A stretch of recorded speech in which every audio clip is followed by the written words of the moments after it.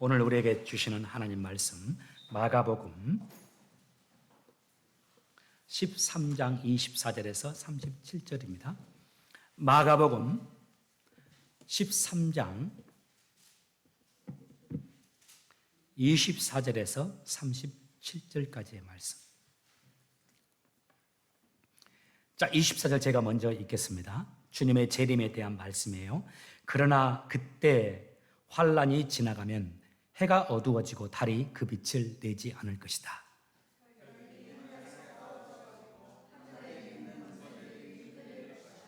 사람들은 인자가 큰 능력과 영광으로 구름 가운데 오는 것을 볼 것이다.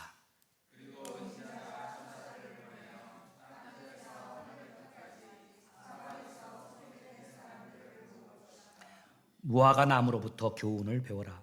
가지가 부드러워지고 새 잎을 내면 여름이 가까운 줄 안다.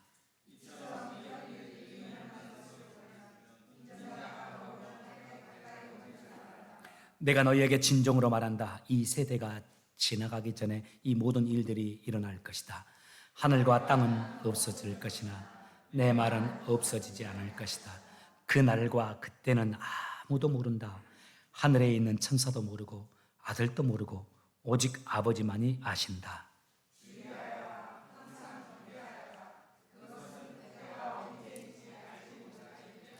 마치 여행을 떠나는 어떤 사람과 같다. 그는 집을 떠나면서 자기 종들에게 집을 돌보라고 맡겼다. 각각 임무를 주었는데 문지기에게는 집을 잘 지키라고 명령했다.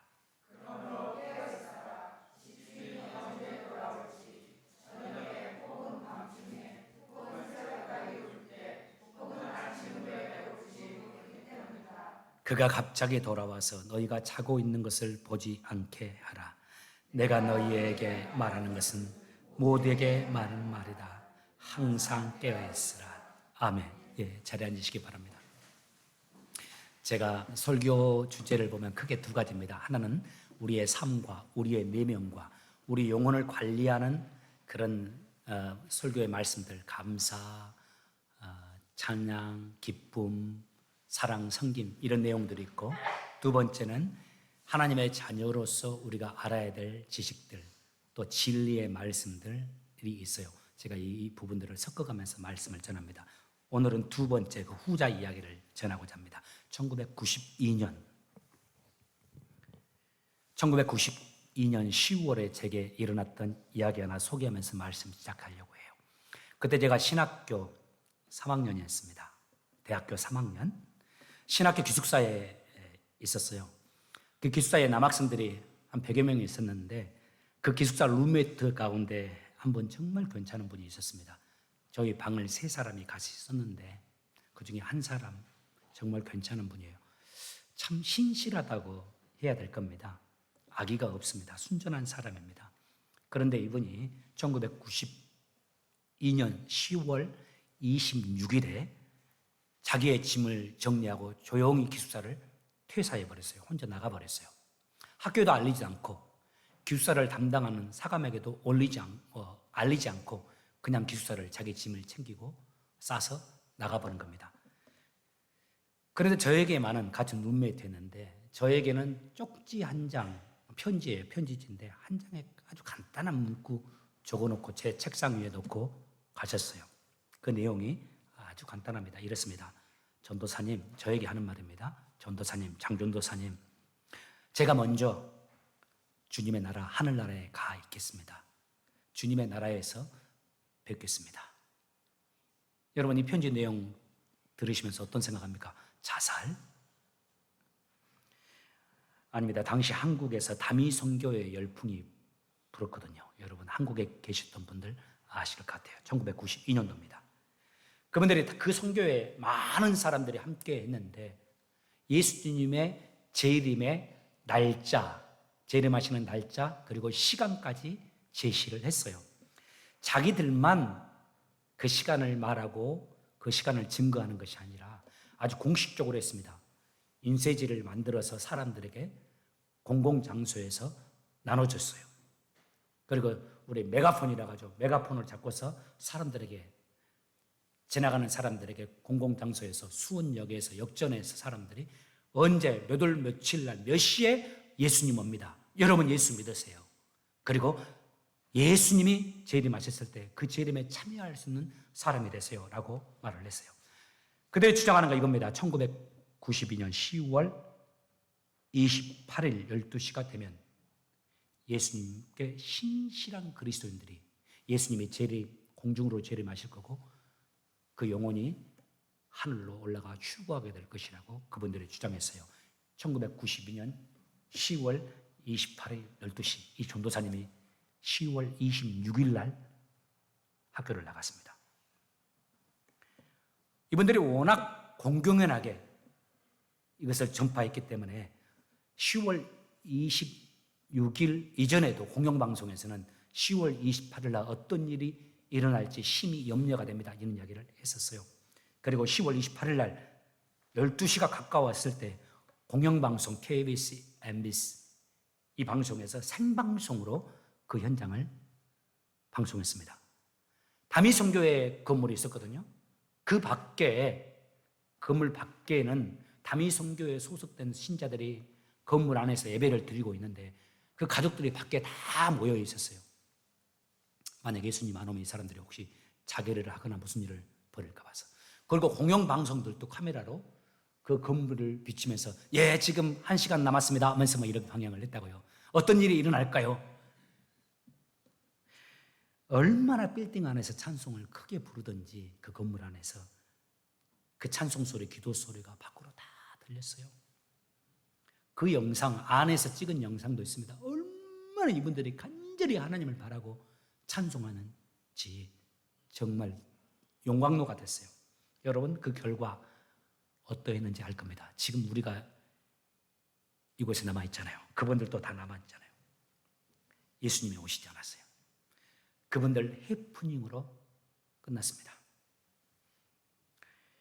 그 선교회, 다미 선교회에 빠진 분들 가운데 제가 아는 사람들도 몇 분이 있었습니다.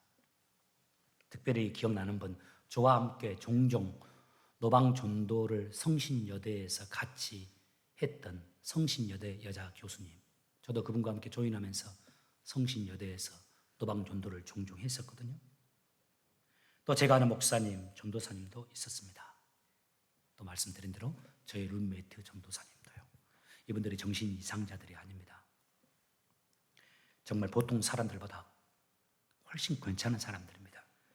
적어도 저보다 훨씬 더 주님을 사모하는 분들이고 주님을 닮고자 이 세상에서 부단히 애쓰고 주님을 위해서 헌신하면서 인생을 살아왔던 분들입니다. 우리가 여기서 한 가지 질문할 수 있죠. 아니 어떻게 그렇게 괜찮은 그리스도인들이 그런 오류에 빠지게 되었을까?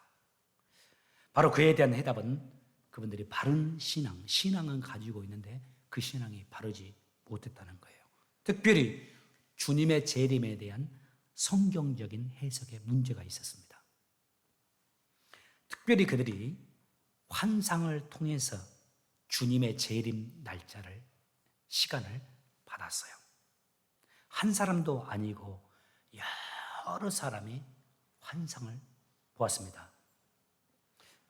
저는 그 환상을 보았다는 그분들, 주님이 나타나셔서 몇 월 몇 시에 온다, 주의 천사가 나타나서 마치 마리아에게 아들이 있을 것이다 라고 말한 것처럼 천사가 몇 월 몇 시에 주님이 오신다라고, 재림한다라고 그렇게 말해주는 그런 환상을 체험했다고 하는 그분들 말, 물론 일부는 거짓이 있을 수도 있지만은 내가 만난 그분들, 나는 그분들이 진짜 보았을 거라고 생각해요. 당시 많은 목회자들과 신학 교수들이 그들의 성경 해석과 잘못된 환상을 지적하고 또 돌이킬 것을 조언해 주었습니다. 그런데 그분들 흔들리지 않았어요. 오히려 그분들이 그렇게 조언하는 분들에 대해서 당신들은 하나님의 능력도 모르고 하나님의 기적도, 하나님의 이상, 하나님의 베풀어 주신 이상도 모른다라고 오히려 반격을 하기도 했습니다. 이 안타까운 해프닝으로 인해서 한국 교회에 부정적인 현상이 하나 생기게 되었어요. 이전에는 한국 교회 대부분이 종말론적인 신앙을 추구했었습니다. 내 삶이 언제 끝날지 모른다. 주님이 언제 오실지 모르니까 하루하루 이 땅을 살아가되 주님이 나를 보내신 이 땅의 삶 속에서 주님이 언제 재림하셔도 주님의 재림에 참여할 수 있도록 종말론적인 신앙을 가지고 이 땅의 삶을 살아가야 한다는 것이 한국 교회들 가운데 강하게 뿌리 내리고 있었어요. 그 신앙이요. 그런데 공식적으로 예수님이 오신다라고 주장하고 많은 예수 잘 믿는다는 분들이 예수님 오시는 날짜를 주장했는데 그것이 불발로 끝나자 이런 현상이 벌어졌습니다. 반대 현상이에요. 이제는 예수님의 재림 주장하면 종말론적인 신앙 주장하면 신앙이 잘못된 것으로 치부하거나 극단주의 신앙으로 취급받는 분위기가 되어버렸습니다. 그러다 보니까 자연스럽게 주님 맞을 준비, 주님의 재림을 기억하면서 이 땅에서 주님 맞을 준비하면서 노력하며 살아가야 한다는 그런 모습들이 사그라지게 되어버렸어요. 저는 담이 선교에 빠졌던 분들의 모습보다 안타까움보다 한국교회 그 이후로 이루어진 이 상황이 더 안타까워요. 저는 예수님의 이 땅에 오심을 믿고 예수님께서 이 땅에 오셔서 나를 위해서 십자가에 죽어주심도 믿고 그분의 부활도 믿습니다. 여러분 다 믿으실 거예요. 그와 더불어서 또 제가 분명하게 믿는 것, 주님이 이 땅에 다시 재림하실 것을 믿어요. 그리고 그 주님의 재림을 고대하고 기다립니다. 정말 그 재림의 때가 이루어지면 얼마나 좋을까. 가슴이 떨립니다. 동시에 또 내가 주님의 재림에 참여하는 자가 꼭 되어야 되겠다. 부끄럽지 않아야 되겠다 하는 마음으로, 그래서 두려움과 떨림으로 너의 구원을 이루라 하신 말씀을 생각하면서 가슴이 떨리게 돼요. 자, 요즘 종말에 대한 이야기들이 많아지고 있죠. 성경에 기록된 말세의 종말의 징조들, 말세에 여러 가지 나타날 상황들에 대해서 성경에서 기록하고 있는데 요즘 시대에 일어나는 일들을 보니까 너무나 많이 이렇게 흡사해지다 보니까 여기저기에서 정말 또 주님이 오실 시기가 가까웠다, 혹은 그 시기가 이제 몇 월 달일 것 같다라는 분위기도 있어요. 어떤 분은 또 벌써 날짜를 적어도 몇 월 달이라고 예언하는 사람들도 있습니다. 유튜브에 그렇게 떠돌아다니더라고요. 여러분 조심하세요. 유튜브 다 좋은 유명한 사람들이라고 해서 또 조회수가 많다고 그래서 목사님이라고 그래서 다 쉽게 받을 거 아닙니다. 한번 언젠가는 주보에 한번 제가 이렇게 실어줄 필요가 있는 것 같아요. 조심해야 될 이렇게 기독교 사이트, 기독교 유튜브들. 성경에 기록된 말세의 징조들이 지금 곳곳에서 나타나고 있거든요. 사실상 세상 유례에 없었던 코로나 보세요. 그 코로나로 인해서 전염병이거든요.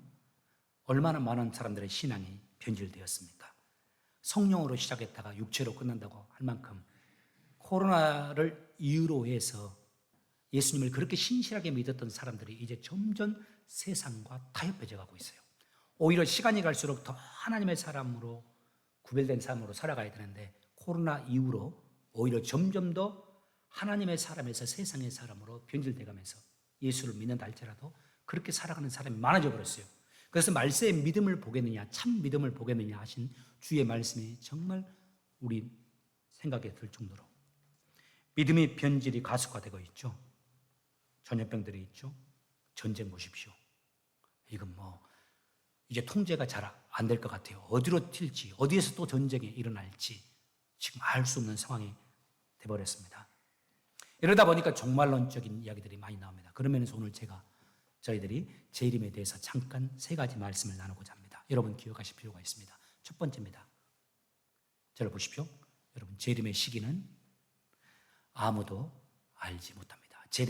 예수님의 재림하는 일시는 누구도 모릅니다. 마가복음 13장 36절에 이렇게 말합니다. 그날과 그때는 아무도 모른다. 그날과 그때 예수님의 재림 일시를 말합니다.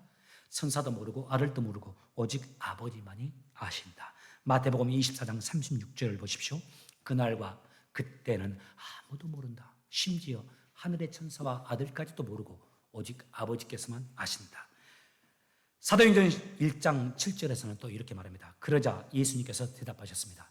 언제 하나님의 나라가 이루어집니까? 재림 언제 이루어집니까? 라고 묻자 그러자 예수님이 대답하셨습니다. 그때와 시기는 오직 아버지의 고난에 정한 것이니. 그리고 또 이렇게 말씀해요. 뭐라고? 너희는 그것을 알 바가 아니다. 이 세 구절 다 다른 구절들도 있는데 언제 예수님이 다시 옵니까? 주님의 나라가 이루어집니까? 라고 제자들이 질문했을 때 그 질문에 대해서 예수님이 답하신 답들입니다. 더 이상 무슨 말이 필요하겠어요? 주님이 계속적으로 재림에 대해서 말씀하실 때 그 일시는 아무도 모른다. 심지어 뭐라고 합니까? 그 날짜 언제일지 너희들이 크게 알 바가 아니다라고 말을 해요. 그런데 이렇게 성경에서 말하고 있음에도 불구하고 많은 분들이 예수님의 재림 일자를 알기 위해서 노력했단 말이에요. 그리고 언제 오십니까? 간절히 기도하고 그걸 들으려고 한단 말이에요. 그러다가 잘못된 음성을 듣고 잘못된 환상을 보는 겁니다.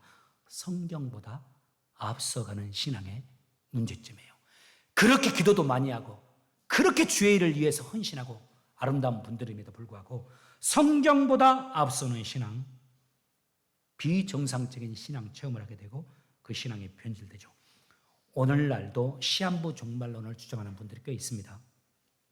심지어 우리가 잘 아는 분들 가운데도 이런 신앙을 추구하는 분들이 있을 수 있어요. 그러다 보면 대개 우리가 그분들의 말을 무시하기가 힘듭니다. 왜냐하면 그분들이 오용구용 신앙생활을 하는 분들이 아니라 적어도 우리와 같이 주님을 사모하고 많이 기도하고 여기저기 찾아다니면서 성경도 공부하는 분들이다 보니까 그분들에 대해서 부정하기가 어려워요. 또 그분들이 주장하는 그런 말을 듣다가 주님이 진짜 언제 오시나 걱정이 되기도 합니다. 저도 1992년 10월 28일 날 온다고 했는데 10월 26일 날 같이 있었던 전도사님이 그 이전에는 한마디도 없었어요. 자기가 다민성교회를 추구한다는 말을. 그런데 그 편지를 딱 주고 가니까 조금 이틀은 더 긴장이 되더라고요. 26일 날 나가시는데 28일 날 진짜 오시나? 그래서 더 경건하게 보내는데 긴장할 수 있지만 여러분 그분들 정말 조심해야 합니다. 영적으로 위험한 겁니다. 결국에는 그들을 이상해지는 경우가 많잖아요. 그리고 그들에 대해서 우리가 너무 걱정할 필요가 없습니다. 그분들이 말하는 이 시한부 종말론 주님이 언제 오신다 그런 날짜가 가까웠다 하는 말을 들으면서 그 날 주장하는 그 그룹에 속하지 않는 것을 걱정할 필요가 없어요. 대신에 우리가 한 가지 마음을 써야 할 부분이 있습니다. 예수님의 재림에 참여할 수 있는 자가 되기 위해서 다음 말에 귀를 기울여야 돼요. 37절입니다. 내가 너희에게 말하는 것은 모두에게 하는 말이다. 항상 깨어있어라. 항상 깨어있으라고 주님이 말씀해요. 마태복음 24장 42절에서 주님이 또 이렇게 말해요. 그러므로 항상 깨어있으라. 왜냐하면 언제 너희 주님께서 오실지 너희가 알지 못하기 때문이다. 여기서 항상 깨어있으라. 깨어있을 때 항상 깨어있는 자가 되라고 그래요. 옛날에 나 신앙생활 열심히 했다. 깨어있었다. 앞으로 신앙생활 열심히 하겠다. 아니라 항상 깨어있는 상태를 유지하라는 거예요. 우리 학생들 이렇게 말하죠. 옛날에 나 열심히 공부했어요. 앞으로 열심히 공부할 거예요. 아무 필요 없는 말입니다. 지금 열심히 공부하는 거죠. 특별히 재림과 관계해서 마태복음 24장의 한 이야기 여러분 기억하실까요? 옛날에 여러분에게도 여러분이 들었던 찬양이기도 하고 불렀을 수도 있고 저도 불렀었고 여러분에게 한 번 더 들려준 적이 있어요. 두 사람이 함께 밭을 갈다가 두 사람이 함께 맷돌 갈다가 두 사람이 함께 잠을 자다가 한 사람은 남고 한 사람은 가겠네. 한 사람은 가고 올라가고 재림에 참여하고 한 사람은 남겠네. 두 사람이 기도하다가 한 사람은 올라가고 남아있고 두 사람이 예배하다가 이런 말 아니에요. 보세요. 다 일상생활을 그리고 있어요. 밭을 갈아요. 일하잖아요. 두 사람이 맷돌 갈잖아요. 그런데 누군가는 올라가고 누군가는 남겠다. 마태복음 24장 40절의 말씀을 찬송으로 만든 거예요. 24장 40절에 이렇게 말합니다. 두 사람이 밭에 있는데 한 사람은 데려가고 다른 사람은 남겨둘 것이다. 재림의 때. 그 다음 41절에 두 여자가 맷돌을 갈고 있는데 한 사람은 데려가고 다른 사람은 남겨둘 것이다. 무슨 말입니까? 모두가 다 재림에 참여하면 좋지만은 그러지 않을 것이다. 그러지 못할 것이라고 예언하고 있는 겁니다. 주님이 이 땅에 오셨을 때 깨어있는 삶을 살고 있는 자가 그때 주님의 재림에 참여할 수 있다는 말씀이죠. 여기서 깨어있다라는 말, 여러분 잠을 안 자고 깨는 걸 말하는 거 아닙니다. 혹은 일상생활 등한시하고 교회에만 와서 기도만 하고 기도원에 들어가서 기도만 하라는 말씀 아닙니다. 깨어있는 것, 일상생활 속에 우리의 삶의 모습과 관계에 있어요. 하루하루 우리가 이 세상 삶을 살아가는데 어떤 그리스도인으로 살아가느냐와 관계가 있는 겁니다. 누가복음 24장 34절에서 이 삶에 대해서 좀 더 구체적으로 풀어서 설명합니다. 24장 34절 같이 한번 읽겠습니다. 시작. 너희는 스스로 조심하라. 그렇지 않으면 방탕함과 술 취함과 생활의 염려로 마음이 둔하여지고 뜻밖의 그날이 덕과 같이 너희에게 임하리라. 마음이 둔해져가지고 주님 오실 날이 가까워졌는데 주님의 재림을 준비하지 못해요. 그 이유를 또 가정을 세 가지로 제시해요. 조심할 것, 방탕하지 않도록 해라. 두 번째, 술을 조심해라. 술 취하면서 하나님이 원하시는 모습을 잃어버린 일이 없더라. 저는 이 세 번째가 오늘날 현대인들과 또 상당히 관계가 있겠다 생각합니다. 첫 번째, 두 번째는 주님의 재림에 참여하기 위해서 우리가 참조할 말씀으로 쉽게 동의가 되는 말씀이고 우리가 느끼는 말씀이 있는데, 세 번째, 생활의 염려로 마음이 둔하여지고. 여러분, 삶에서 너무 우리 앞에 미래, 생활이란 게 먹고 사는 문제, 우리 인생의 미래 문제, 우리의 자녀들의 문제, 우리 인생의 어려운 문제들을 다 포함하는 거죠. 그런 생활의 문제, 먹고 사는 문제, 삶의 문제로 너무 염려하다가 세상과 타협하면서 영적으로 둔감해지지 않도록 하라고 말씀하는 겁니다. 여러분, 그래서 걱정은 좀 하더라도, 힘든 일이 있어서 걱정은 좀 하더라도 너무 심하게 걱정하거나 염려하지 마세요. 그러면 우리 영혼이 죽어요. 그것에 함몰돼 가지고 영이 생명력을 잃어버려요. 그런데 중요한 단어, 스스로 조심하라고 했죠. 내 스스로 애쓰는 겁니다. 전체적으로 말씀하면 정리하면 이겁니다. 오늘 주님이 오신다 해도 주님의 재림에 참여할수록 단정히 행하는 겁니다. 세상에 속하지 않고 세상에 살아가지만 세상 속에서 정결하고 아름답게 주님 원하시는 모습으로 서 있는 겁니다. 특별히 이 깨어있는 삶을 대해서 말할 때 우리가 꼭 묵상했으면 하는 바가 있어요. 마태복음 25장. 여러분 기억하시나요? 여기에 열처녀 비유가 나옵니다. 주님이 계속해서 재림에 대해 설명하면서 비유로 설명하세요. 왜냐하면 재림을 어떻게 설명할 수가 없거든요. 그래서 많은 경우 비유로 설명합니다. 열처녀 모두가 다 신랑을 기다리고 있습니다. 여기서 열처는 다 예수를 믿는 우리들입니다. 믿는다고 하는 우리들. 여기서 신랑은 예수님을 또 말합니다. 열처녀 모두가 예수님을 기다려요. 신부가 단장을 하고서 신랑을 기다리는 것처럼. 단장을 하고서 신랑을 기다리는데 이 신랑이 더디와요. 바로 원하는 때 오질 않아요. 그러니까 기다리다가 너무 늦어도 밤이 되었는데도 신랑이 안 오니까 이 신부들이 어떻게 합니까? 열처녀 다 처녀들이 다 잠이 듭니다. 이 육체적인 잠을 말합니다. 자야죠. 그런데 자고 있는데 신랑이 오세요. 그 중에 이제 성경 이야기를 보면 5명은 그 신랑과의 혼인잔치에 참여하고 그 5명은 혼인잔치에 참여하지 못하고 이 땅에 남게 됩니다. 여러분, 그 기준이 뭐였나요? 신랑을 맞이할 수 있는 기름을 준비하는 했느냐 하지 못했느냐의 차이였어요. 둘 다 기름은 준비했습니다. 그런데 5명과 나머지 5명의 차이점, 5명은 충분히 기름을 준비한 자들이었어요. 자, 그럼 여기서 질문입니다. 여러분, 여기서 기름은 무엇을 의미할까요? 성경학자들의 여러 가지 견해가 있는데 다 공통적인 것은 있습니다. 조금씩 차이가 있을 뿐이에요. 여기서 기름은 성령을 의미해요. 성령과 관계가 되어 있어요. 성령을 의미한다기보다 성령과 관계가 되어 있어요. 중요한 것이 이겁니다. 주님의 재림에 가까웠을 때 깨어 있어야 하는데 그 깨어 있기 위해서 우리는 성령으로 살아가야 한다는 거죠. 성령님의 말씀에 순종하고 성령님과 함께 성령이 원하시는 대로 살아가는 겁니다. 성령님은 거룩한 영입니다. 하나님의 뜻을 알고 하나님의 뜻을 우리에게 알려주는 분이고 하나님의 뜻대로 살 수 있도록 우리를 도와주시는 분이에요. 자, 결론 들어갑니다. 저를 보십시오, 여러분. 우리 성전이 있으니까요.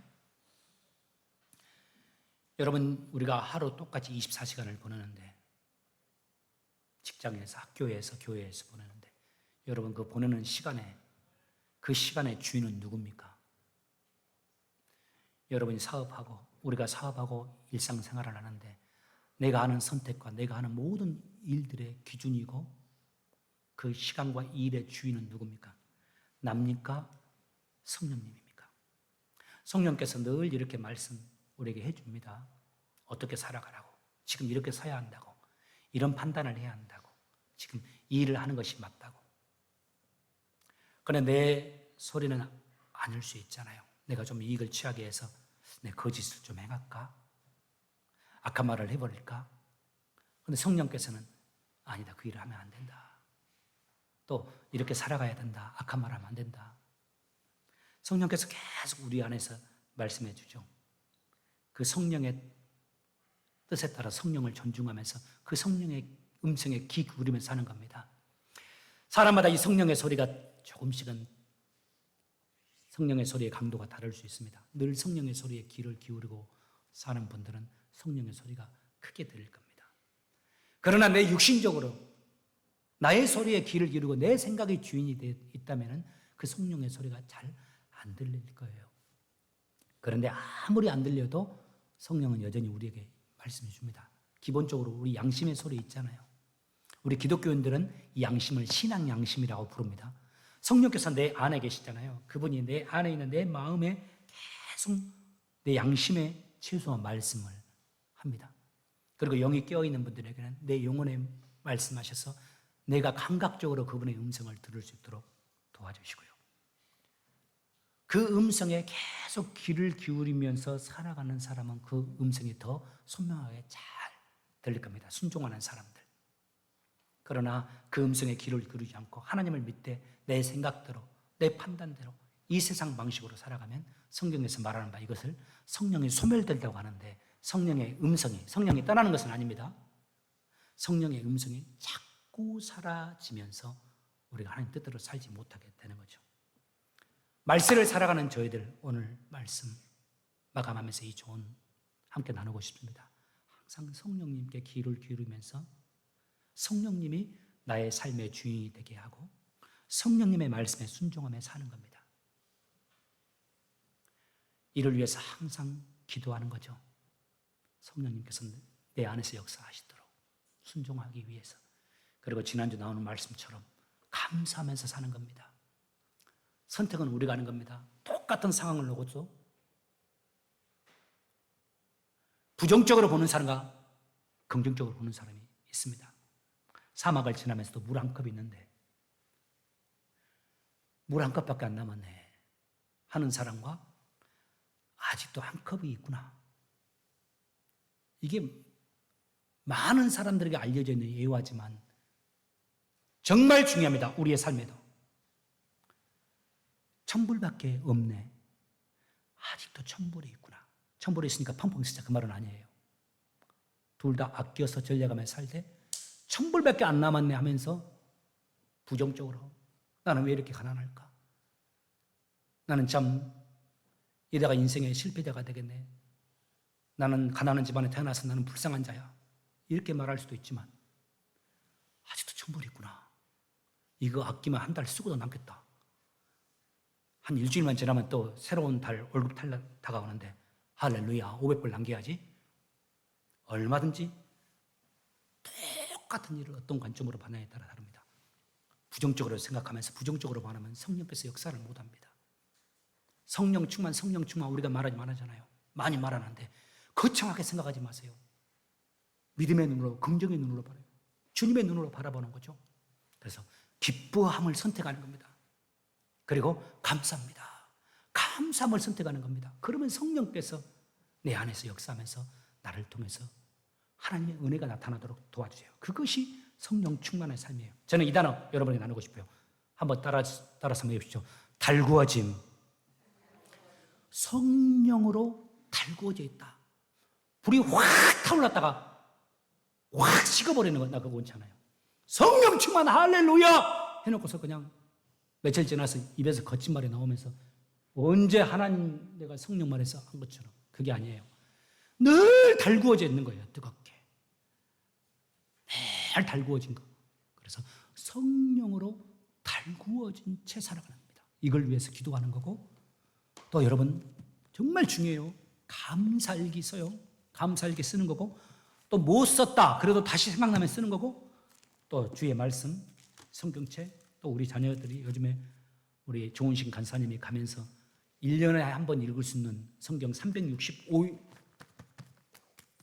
나누어 가지고 따라가면 1년 안에 성경씩 읽을 수 있는 성경을 또 간사님이 우리 아이들에게 선물해 주고 갔는데, 그런 성경책들 따라가면서 읽고 그러다 보면 내 마음이 성령으로 달구어지고 내 영혼이 성령으로 달구어지는 겁니다. 그렇게 해서 달구어져 살아가면 예수님의 재림 날짜 몰라도 됩니다. 깨어 있으니까 주님이 언제 오셔도 주님의 재림에 함께 하시는 겁니다. 늘 깨어서 주님의 재림에 참여하는 여러분 되시길 예수님으로 축복합니다. 기도하겠습니다. 찬양하면서 우리 성찬 가운데로 나가도록 하겠습니다.